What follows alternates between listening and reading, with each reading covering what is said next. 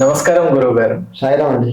ఈ మధ్యకాలం కుటుంబాల్లో అన్నీ ఉన్నా కూడా ఉమ్, అన్యోన్యత లోపిస్తోంది. మరి దానికి వాస్తుపరమైన కారణాలు ఉన్నాయా? చాలా మంచి ప్రశ్న అడిగారు శర్మ గారు. డబ్బు లేని వాళ్ళ ఇంట్లో ఎలాగో అండర్స్టాండింగ్ ఉండదు అవునండి. కదా. అవును. ఎందుకంటే కోరికలు ఉంటాయి, ప్రతి ఒక్కరికి కూడా కోరికలు ఉంటాయి కాబట్టి అవును. కొంచెం అక్కడ కష్టం. అవును. అంటే డబ్బు ఉన్న వాడి ఇంట్లో కోరికలు ఉండవా? ఉంటాయి కదా, ఉంటాయి. అక్కడ కూడా ఉంటాయి. ఉంటాయి. సో సూక్ష్మంగా చెప్పాలంటే ప్రతి ఒక్కరి కోరికలు వేరే వేరే రకరకాలుగా ఉంటాయి. అవును. వివిధ స్థాయిల్లో wants are unlimited. wants. So డబ్బు ఉంది, ఉమ్. నా కోరిక ఏది, అవును. నేను ఇది చేస్తాను. ఉమ్. పెద్దవాళ్ళ చేయొద్దంటారు, అక్కడే క్లాష్, క్లాష్ అనేది. Opinion clash. అవునండి. బాగా డబ్బు ఉన్న వాళ్ళ ఇంట్లో ఫ్రీడమ్, ఉమ్. సరే డబ్బు లేని వాళ్ళ ఇంట్లో ఏదో చచ్చినట్టుగా ఇదే ఉండాలి కాబట్టి అక్కడ కొంచెం పద్ధతి అంటూ ఉంటుంది కొన్నిసార్లు. బాగా డబ్బున్న వాడికి లాడ్గా పెంచారు కాబట్టి మీ ఇష్టం ఉండే బతకండి అంటాడు. ఇది కొంచెం పక్కకి వెళ్తుంటే మళ్ళీ పక్కకి వెళ్తున్నాడు చివాట్లు పెడతాడు అవును. కదా. జనరల్గా మాట్లాడాలి అవును. జనరల్గా అయితే అంటే మీరు అడగవలసింది ఏంటంటే వాస్తు ప్రకారంగా ఏమైనా దీంట్లో రీజన్ ఉంటుందా అని మీరు యాక్చువల్గా అడగవలసింది. అలా అవును. నేను అదే అనుకుంటాను, అడిగింది కూడా అవును. నా ఇంటెన్షన్ కూడా అదే. ఇంటెన్స్ కూడా అదే ఉంటుంది. చక్కటి ప్రశ్న ఇది, చాలా మంది బాధపడుతున్నారు. అవునండి. డబ్బున్న వాళ్ళు డబ్బు లేని వాళ్ళు కూడా కొంతమంది ఇంట్లో అండర్స్టాండింగ్ అంటూ ఉంటుంది. ఒకటి నార్త్ అంటే ఒకటి సౌత్ అంటే సౌత్ అట్లా దాంట్లో అస్తమానం టెన్షన్.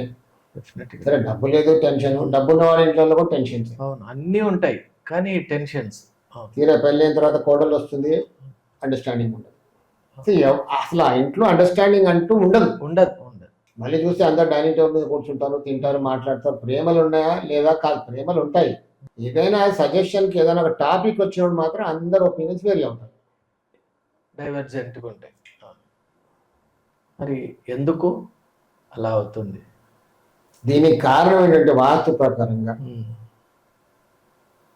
ఆగ్నేయంలో వాయువ్యంలో దోషం ఉంటే, ఆగ్నేయం వాయవ్యం. వాస్తు ఏం చెప్తుందండి? సింపుల్. వాస్తు అర్థం చేసుకోవడం చాలా, నేర్చుకోవడం చాలా ఈజీ. స్క్వేర్గా ఉండాలి లేదా రెక్టాంగిల్గా ఉండాలి. అంటే ప్రతి మూల 90 degrees, టోటల్ 360 degrees ఉండాలి. సర్కిల్ కాదు, square or rectangle. Square or rectangle. ఏ మూల కూడా పెరిగి ఆప్టివ్స్ కానీ ఇలా యాంగిల్ ఉండదు. అది ఈశాన్యం పెరిగిందంటే ఏంటి అక్కడ? అంటే అక్కడ angle it is below 90 degrees. అవును.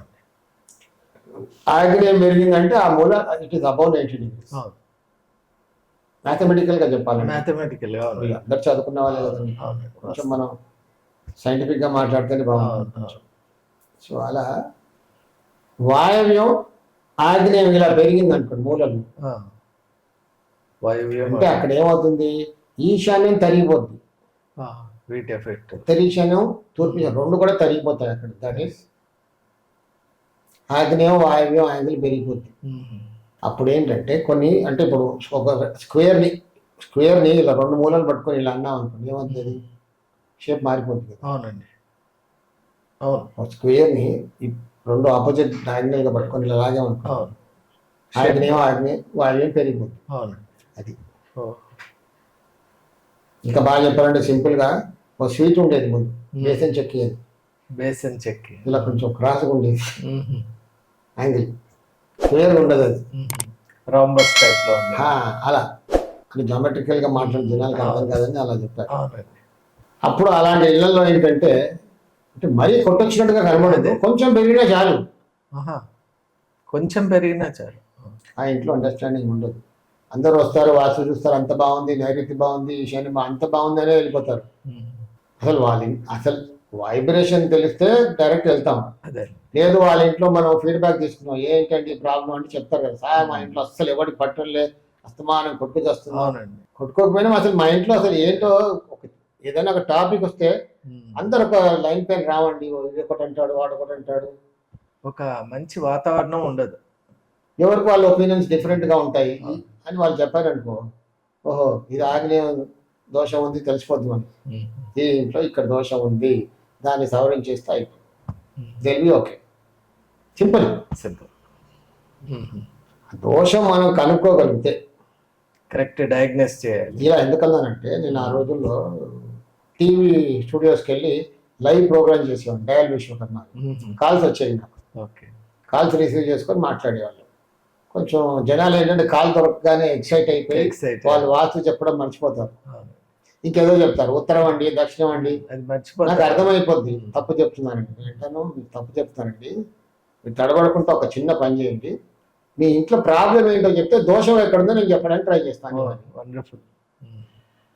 వాళ్ళు చెప్పేయాలనుకోండి, సార్ మా ఇంట్లో అసలు అండర్స్టాండింగ్ లేదండి, ఇలా ప్రతి దానికి అందరు గొడవ పడుతున్నాం, కీచులాటలు. ఒక టాపిక్ గురించి ఎవరు ఒక ఏకదాటిగా రావట్లేదు అవును. అంటే చెప్పేవాళ్ళు, మీకు వాయువ్యంలో ఆగ్నేయ దోషం చెక్ చేసుకోండి. సో వాళ్ళు కొంచెం ఆలోచించి, అవును సార్ మాకు వాయువ్యం పెరిగింది, ఇది పెరిగింది, కరెక్టే సార్. సింపుల్. అంటే బాగా కరెక్ట్గా మనం చదవగలిగితే దోషం ఎక్కడుందో చెప్పచ్చండి. చెప్పచ్చు. సింపుల్గా జనాలు చూసే వాళ్ళకి అర్థం కావాలంటే ఇలాంటి ఎపిసోడ్స్ ఇంట్లో జరుగుతున్నాయి అంటే మీ ఆగ్నేయాన్ని వాయువ్యాన్ని సవరించుకోండి, చెక్ చేసుకోండి ఒకసారి. తను చేసుకుంటే యూఆర్ హ్యాపీ. ఇలాంటి గొడవే ఉండదు ఇంకా అక్కడ. గురువు గారు, ఇంకో విచిత్రం ఏంటంటే కొన్ని ఇళ్లలో వాళ్ళకి అన్యోన్యత ఎలాగో ఉండదు, వాళ్ళ ఇంటికి వచ్చిన చుట్టాలకు కూడా అటువంటి పరిస్థితే ఉంటుంది. మరి దాన్ని ఎలా చూడాలి? అంటే ఇంటికి వచ్చే చుట్టాలంటే ఇక్కడ వచ్చాక మారిపోతారా లేదా అలాంటి వాళ్ళేనా? ఇక్కడికి వచ్చిన తర్వాత ఆ మార్పు అనేది వాళ్ళలో కూడా వస్తుంది. చాలా చక్కటి డౌట్ అండి, కానీ ఇక్కడ దీన్ని రెండుగా చేయొచ్చు మనం. ఎలా? ఏదైనా దోషం ఉందనుకోండి, ప్రతి వాడికి కొంతమంది ఫ్రెండ్స్, నోన్ పీపుల్, బాగా క్లోజ్ ఉన్న వాళ్ళు కూడా ఉంటారు కదా. ప్రతి వాడికి ఎవరో ఇద్దరు ముగ్గురు క్లోజ్ ఉంటారు, ఎవరు లేకుండా ఉండరు. నేను నా 40 సంవత్సరాల అనుభవంలో ఒకటి నేర్చుకున్నాను, మన ఇంట్లో ఏ దోషం ఉందో అలాంటి దోషంతో ఉన్న వాళ్ళే మనకు క్లోజ్గా ఉంటారు. అవునా? ఇది నేను కనుగొన్నాను. అంటే కనుగొన్నానంటే రీసెర్చ్, రీసెర్చ్. మీ ఫ్రెండ్స్ ఉన్నారు, మీ ఫ్రెండ్స్ కూడా మీలాగే ఉంటారు, అప్పుడే ఆ మనుషులు కలుస్తాయి. అంటే వాళ్ళ ఇంట్లో కూడా దోషం అదే ఉంటుంది, shape may be different, form may be different, but result is that. ఇంకొకటి ఇదొకటి మీరు అన్న దాంట్లో సెకండ్ దాన్ని సపరేట్ చేస్తే, అంటే ఈ ఇంట్లోకి రాగానే కొంతమంది మారిపోతారు. అంటే ఈ ఇంట్లో చుట్టాలు వచ్చి ఒక 1 day 2 days లేదా ఒక 1 hour కూర్చుంటే వాళ్ళ మనస్తత్వాలు కూడా మారిపోతుంటాయి. స్థానబలం. ఇక్కడ ఏసీ లేదు, ఏం లేదు, బాగా ఎండాకాలం ఈ రూమ్ లో కూర్చున్నా ఏమవుతుంది, ఆ వేడి అనేది చెంత పెడుతుంది, ఒక్కడి విక్ర అయిపోతాం. నా ప్లేస్ ఈ ప్లేస్ లో అట్లా ఉంది. అదే ఏసీ పెట్టుకున్నాం అంటే ఫీల్ హ్యాపీ. ఇక్కడ స్థానబలం ఏంటి, ఇలాంటిదే. సో ఒక 1-2 hours ఉన్నాం అనుకోండి, ఇక్కడ అలాగే అయిపోతాం. ఫోర్సెస్ అనేవి. అందుకే నేను ఏం చేస్తానంటే, మీరు మంచి ప్రశ్న అడిగారు, వెరీ గుడ్ డౌట్. నేను ఊర్లోనే తిరుగుతుంటా వాస్తు చూడడానికి. అవునండి. Not only Hyderabad, metro, all the metros.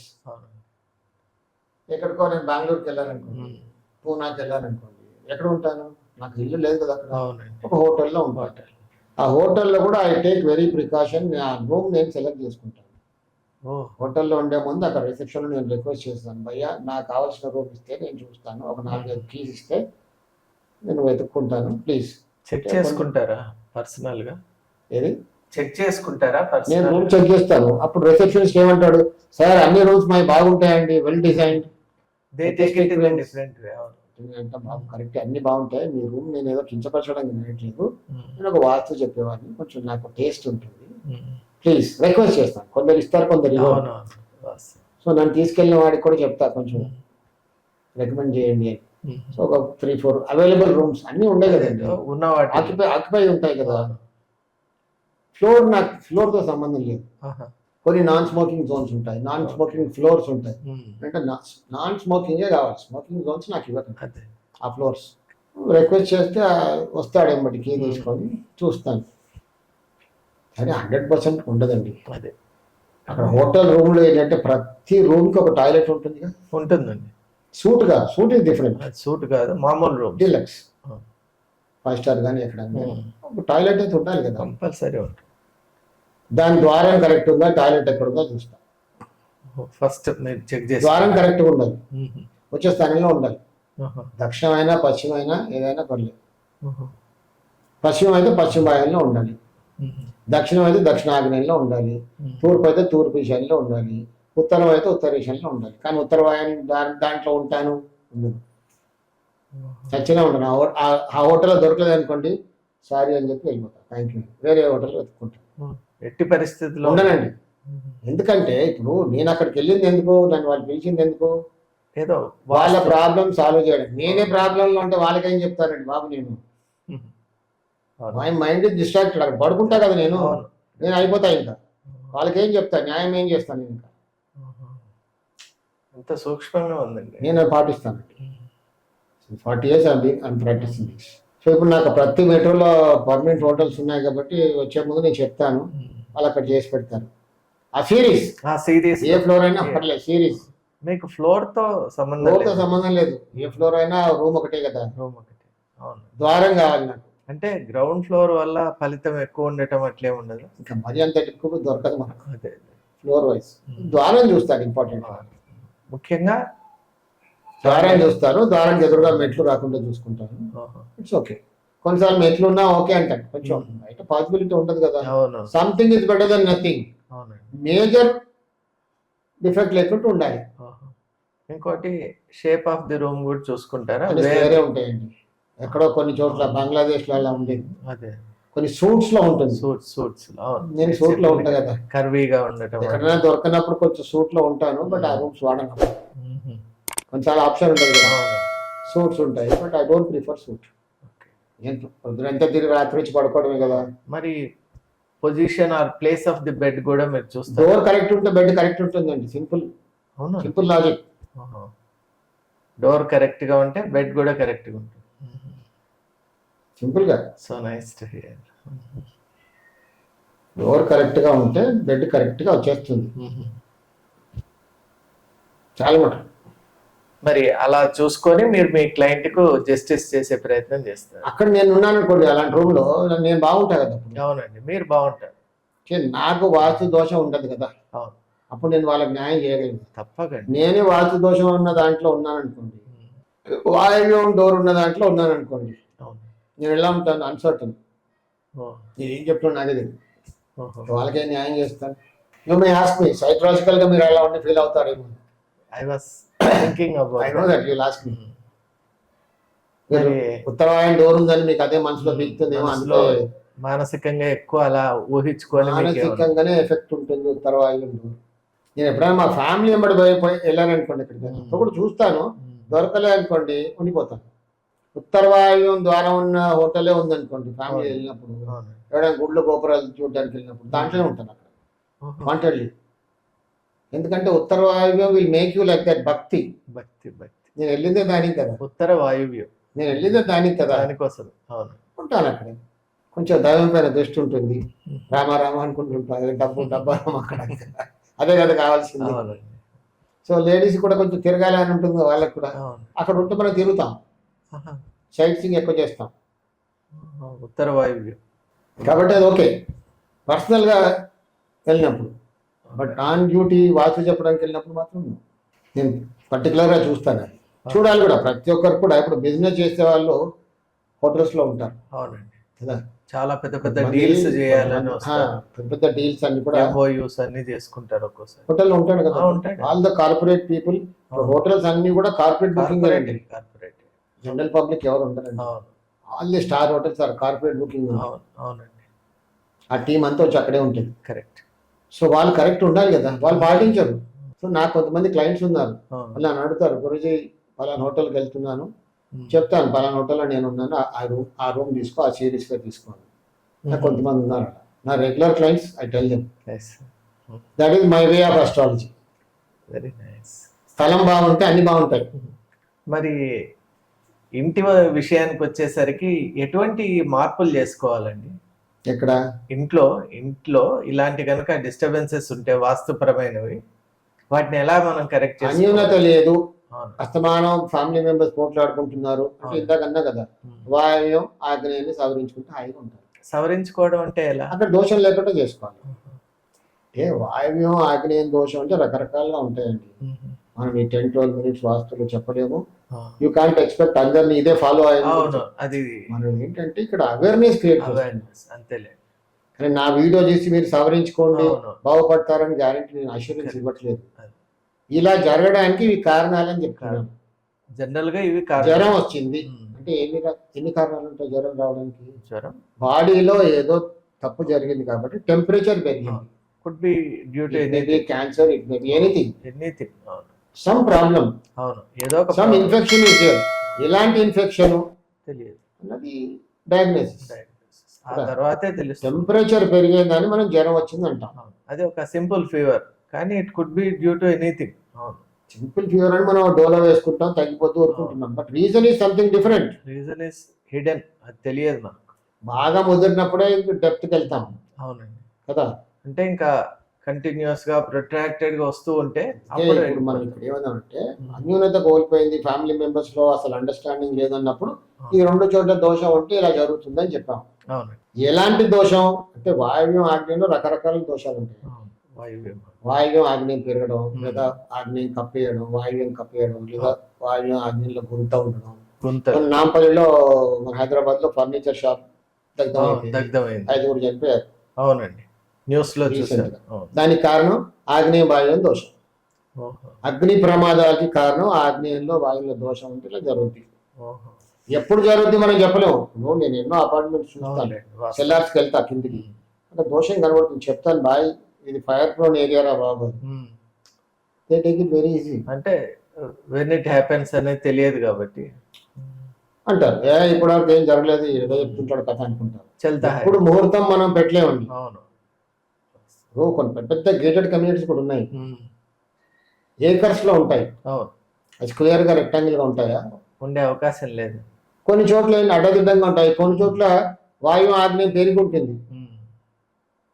ఈశాన్యం తెగిపోయి ఉంటుంది. అవును, అప్పుడు ఎప్పుడో జరుగుద్ది, మనం ఎప్పుడు అనేది మనం చెప్పలేము. అవును. అంటే నేను ఎవరినో భయపెట్టించడానికి నేను చెప్పట్లేదండి.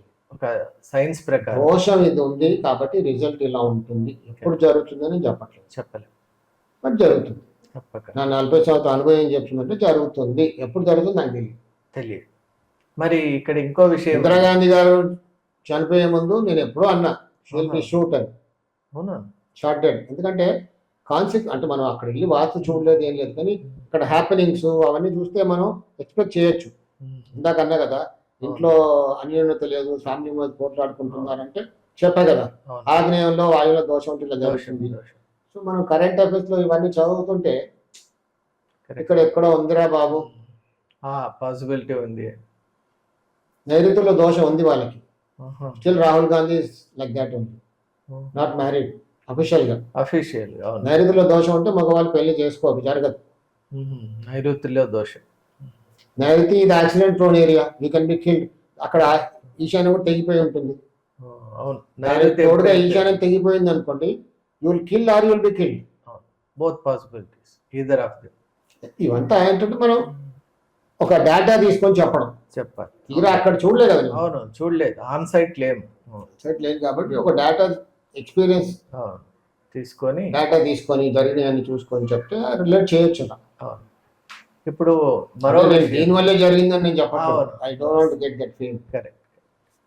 ఇక్కడ మరో విషయం అండి, ఇప్పుడు ఈ దోషం ఏదైతే అన్యోన్య విషయంలో దోషం, అది పెద్దవాళ్లకు పిల్లలకు ఒకే రకంగా ఉంటుందా?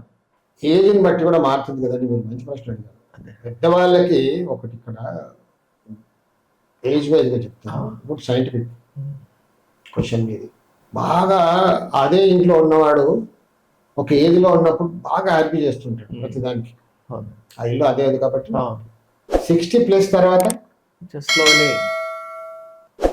ఒక కమ్ టు కాంప్రమైజ్. ఇంకా అప్పుడు ఏమవుతుందంటే నిజమే. సైకలాజికలీ మారుతాడు. మారుతాడు. ఎన్నాళ్ళు ఉంటానికి పోతా కదా, ఏమైనా కానీ పోన్లే విడిచిపెట్టేస్తా, ఆ పట్టుదల అనేది సడలిస్తాడు. కాంప్రమైజ్ యాటిట్యూడ్ వస్తాడు. You may call it he losing that capacity. ఏదనండి, ఇక వైరాగ్యం వైపు వస్తాడు. అవును. సో వైరాగ్యం వైపు రాకుండా చూడదు హెల్ప్ చూడదు అంటారు. చూడదు, నాకేం చేసేది ఎట్లా పోని అలా వస్తుంది. చిన్నవాడైతే పట్టుదలతో కీప్స్ ఫైటింగ్. నైరుతి దోషం ఉంటే హిట్లర్ ఎలాంటి వాడండి? నేను కొందరు ఇళ్లలో చూసి చెప్తాను, అబ్బో ఇంట్లో అందరు హిట్లర్లో ఉన్నారని. ఒక్క పైన చెప్పేస్తాను, అప్పుడు వాళ్ళకి అర్థం అవుతుంది, అవును సార్ మా నాన్నగారు హిట్లరే అంటారు. అంటే హిట్లర్ అంటే ఏంటంటే they are the very strict principled people. Highly principle. ఇలా అంటే ఇలా అంతే, నువ్వు ఇలాగే ఉండాలి, డీవియేషన్ ఎలాస్టిసిటీ అంటూ ఉండదు. అంతే. మురార్జీ దేశాయ్ అప్పుడు ఉండేవాడు కదా మొరార్జీ దేశాయ్ మన ప్రైమ్ మినిస్టర్. అవును అవునండి. సో వాళ్ళ యాటిట్యూడ్ అలా ఉంటుంది, మనం దానికి ఏం చేయలేం. బట్ లాస్ట్ లో వాళ్ళు అలాగే పోతారు, ఆ యాటిట్యూడ్ తోనే పోతారు. What happen to Hitler? అవును. షార్టింగ్ అవును. కదా. అంటే కత్తితో పోట్లాడినవాడు కత్తితో చేస్తాడు అన్నట్టుగా ప్రిన్సిపల్ తో ఉన్నవాడు అలా పోతారు. ఆ ప్రిన్సిపల్. ఎందుకంటే దాంట్లోనే ఉన్నారు కాబట్టి వాళ్ళు ఏం మార్పులు చేసుకోలేదు కాబట్టి అదేనండి. దాంతో ఎండ్ అలాగే ఉంటుంది. మరి ఈ నేపథ్యంలో మీరు ఎటువంటి సలహా ఇస్తారు అన్యోన్యత విషయంలో? చాలా సింపుల్ అండి. వాస్తు అనే సబ్జెక్ట్ మన ఋషులు మహర్షులు మనకు అందించారు. భగవాన్ విశ్వకర్మ గారు మనకు అందించారు. అవునండి. ఎంత అమూల్యమైన శాస్త్రం అంటే కర్మను పక్కన పెట్టండి, అది మానవ ప్రయత్నం అంటూ ఉండాలి కదా. తప్పకుండా. ఇలా ఉంటే కారణాలు ఇవి అని చెప్పారు, అవును. దాన్ని సరి చేసుకుంటే అవును. వాస్తవం. సింపుల్ గా.